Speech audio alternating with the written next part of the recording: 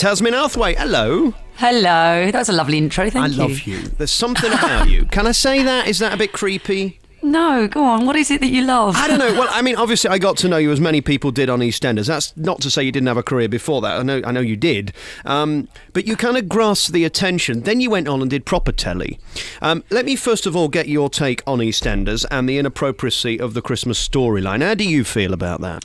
Well, I've heard lots about it, but to tell you the truth, I haven't actually seen it. And as a mum, I don't think it would be something that I'd like to watch. I've just been talking about it on our TV review, and I think the BBC made several errors. One, they should have come out and said, mind your own business. Two, they shouldn't have put it on in the first place. Babies dying on Christmas Day, to me, seems totally inappropriate, and who wants to see that anyway? And three, for those who have got difficult times, you don't want to be reminded of it, do you? Did you ever worry about that when you were doing it, that it is a bit grim at times, EastEnders? It can be grim. They deal with an awful lot of brilliant storylines as well, don't forget. So, occasionally one happens that nobody's particularly happy with. I think when I was there, I did an awful lot of... I arrived as a bubbly girl next door, and within 3.5 years, I'd, become this tragic wreck, I suppose. And they tend to do that for the drama. And I think sometimes it really works, and sometimes, it's a step too far. The thing about you is you have an innate ability to look like you're not acting, and I think that is a great skill. I hope you take that as a compliment. When I look at you, I feel confident. You seem to know what you're doing, and you made that brave choice to walk away. I'm always nervous when I hear these young actors saying, I want to go on and work at RADA, and you think, no, love, it's not going to happen. You walked away, and you're as gangbusters today as you were then. Was there a moment when you thought, is this going to work? I think I was really happy being a jobbing actress before EastEnders came along. I did 8 years of musical theatre, an awful lot of theatre and bits and pieces of telly. And what EastEnders did was open lots of doors for me. And then when I left, I was quite happy going back to being a jobbing actress. But of course, I just had more opportunities. So for me, it could only have been a good thing. I don't think staying any longer than 3.5 years would have been too much. And I think sometimes I look back at it and think, I don't even know how I did that. It's, touch wood, going quite well. And what's it like? I've just done a year in theatre, which is great. And now I'm taking a break, taking time out so that I don't, spend my whole life working, and that I managed to see my daughter. And I've teamed up with Boots Pharmaceuticals to try and create, what we've done is created a guide to New Year's resolutions. We're going to get onto that in a minute, because I'm very excited to talk to you about that, because mine never work. Can I ask you what it's like being gorgeous? Because I've never had this feeling of deliciousness. And let's face it, if you Google your name, there's 400 million websites dedicated to you, your image, and your ability to be gorgeous. Congratulations. Thank you. Thank you for Googling me as well. Oh, the chance would be a fine thing. Is it nice being you? I'm happy. I can't say... I'm happy in my own skin. I'm very fortunate. I'm a very lucky human being. I have a great support network and not much to moan about. So, yes, thank you very much. It is. Well, it was meant with a compliment, and I hope you took it. Thank you. I did. Thank you. And also, you did that Don't Stop Believing on Channel 5. Yes. That passed me by. What was that, then?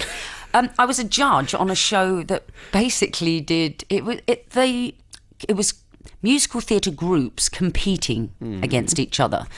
And Dale Divas won it, which was an all-woman group that were just fantastic. I suppose they're show choirs is what they're called. Awesome. And I was doing Sweet Charity at the time, and when I was asked, I thought, that's a lovely thing to do on a Sunday when I'm not doing a show. And I feel quite qualified to be judging that, because I was doing it at the time, playing charity. So I had a ball. I absolutely loved it. It was only 6 weeks it was on for. And I'm not sure if they're doing another one, but I'd be very up for doing that, because I just had the best time. And watching youngsters kind of progress it's really quite inspiring. I love a show tune. I dreamed a dream in time gone by. Join in, love. You've got a great voice. Oh, I'm no Alfie Boe. Don't you worry about that. I saw you in Sweet Charity, and did you? I thought you were incredible. Again, you were born to do that. You have a great presence. You have a good voice as well. I don't think people know that. When are you going to bring out an album? I don't think I'll bring out an album, but I'd love to do another musical at some point. But I mean, I just had the best time, and that is what I trained in. So I think it's not something I've been pushing down people's throats, because I was quite happy doing what I was doing. But then to have an opportunity to do a show like that and play a part like that was just it was a big deal for me, and I really feel quite proud of myself. See, I went to see Denise Van Allen down at the Savoy the other week, and I said to her, you know, I think it's a true test of a performer if you can stand on a stage and deliver night in and night out 8 times a week. Almost TV doesn't do you justice, because you can get known most famously for the thing that probably takes the least talent, because if you make a mistake on that, you can do it again on stage. You've got to perform and knock it out of the ballpark, haven't you? Well, this is it, but it's like the power of television. So many people watch it, and not everybody goes to the theatre. So, I mean, I love both. I do love doing theatre, but I love it when you can mix it up and then do a bit of TV and go back to theatre. I say every 2 years, as an actor, I have to do a bit of theatre just to remind myself. I'm thinking of going to musical theatre myself. I've had a few offers. The Lion King wanted me to be a giraffe, but me double chin's got in the way, so I don't think I'll be doing that. Let's talk about what you're here to talk about instead of my nonsense, which is New Year's resolutions. Why are you on about that then? Well, because, I don't know, we set ourselves these goals that are quite outlandish sometimes, and then by the end of January we've fallen off the wagon and we're beating ourselves up about it. So I think taking, like, for instance, at the moment what I'm doing is I'm doing 30 minutes a day exercise, or trying. I'm not saying everyone should do that. You can do it 30 minutes 3 times a week would be a good start. I'm taking my vitamins, Complete Woman, starflower oil, B, iron, and vitamin C. Rosemary's good for a headache as well, by the way. She always had one when I tried. Very good. Anything else? And I think just to try and avoiding being ill, I suppose, with your vitamins, and trying to review your eating habits. Just it's a cleaning out your system, I think. But we don't need to be that hard on ourselves that by January the 10th, if we haven't stuck to it, that's it, we're off the wagon. Fall off. But if I'm eating a good diet, do I need these vitamins? Aren't they to supplement stuff that I'm not eating properly? Listen, I always think, vitamins or no vitamins, it's got to be better to take vitamins. I have been quite lucky with not getting every cold that my daughter's had over the winter, and that's because I am religiously taking vitamins.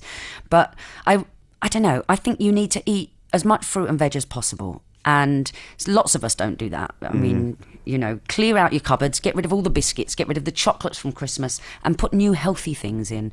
And we just feel better about ourselves if we do that. If I do half-hour exercise for the rest of the day, I can tackle anything. You see, I was born to be 37 stone. You're very tall and slim and gorgeous. How big would you be if you ate what you want? Or are you one of these people I hate that's just always going to be delicious? No. And don't forget, you know, I'm getting older now, and knocking on, as love. we all are, I'm knocking on a bit. And it takes a lot more now to get fit than it did maybe in your 20s or whatever. So, I don't know, I'm probably a 12 to 14, if naturally.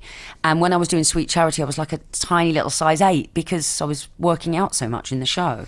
How old are you at the moment? Are you at the point where you're getting up several times a night, or are you not there yet? I'm not there yet, apart from with my daughter. That's a relief, isn't it? But you know how old I am. It's just been the big 4-0, and I'm very proud to say it. Well, I think you look tremendous on it. If ever you're looking for the larger man with ginger hair and not much going on elsewhere. You have done my ego such wonders. I'm the man for the job. Hey, listen, lovely to talk to you. Tazmin Outhwaite is one of the geniuses of theatre and TV, and good luck to you, because you do ever so well, whatever you're in. And if people want to find out more about your New Year's resolutions things, where do they go? Go onto the website, which is boots.com/health assessment, and take the assessment and be honest. Tazmin, I love you, and there's nothing you can do about it. Thank you.